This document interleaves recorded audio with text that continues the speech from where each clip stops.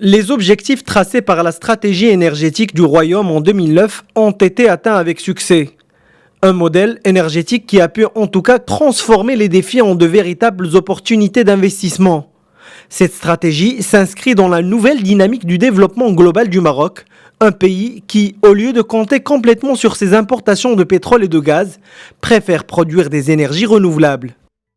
Alors, le Maroc connaît depuis 2 décennies une évolution et une croissance économique et sociale extrêmement importante qui fait qu'au niveau du secteur de l'énergie, nos besoins croissent de manière significative. Et pour faire face aux besoins du Maroc, aussi bien sur le plan industriel que social, il fallait une stratégie énergétique qui nous permette d'assurer la sécurité d'approvisionnement, la disponibilité de l'énergie au meilleur coût, la contribution au développement durable et à la préservation de l'environnement.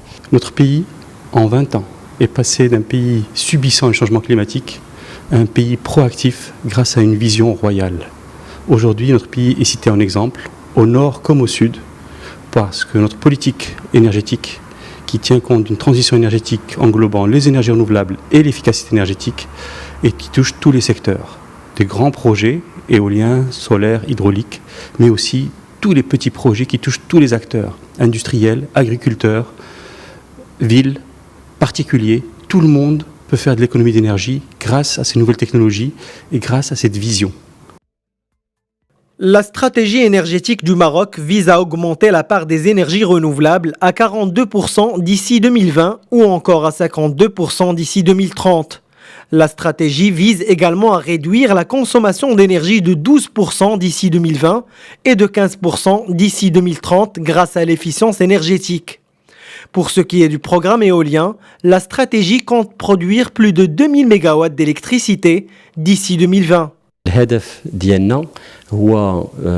En faisant le suivi de la stratégie énergétique du pays, nos objectifs sont de renforcer et de développer l'efficacité énergétique, veiller à avoir de bonnes infrastructures, mais surtout de bons profils spécialisés et innovants dans le domaine des énergies renouvelables, et enfin soutenir et aider les entreprises marocaines pour pouvoir exporter au niveau mondial notre expertise à ce propos.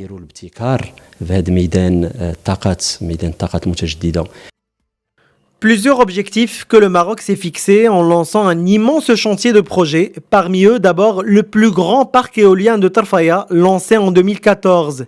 Et puis, le lancement en 2016 de la première phase de Nour 1 à Ouarzazate, le 7e plus grand centre solaire au monde.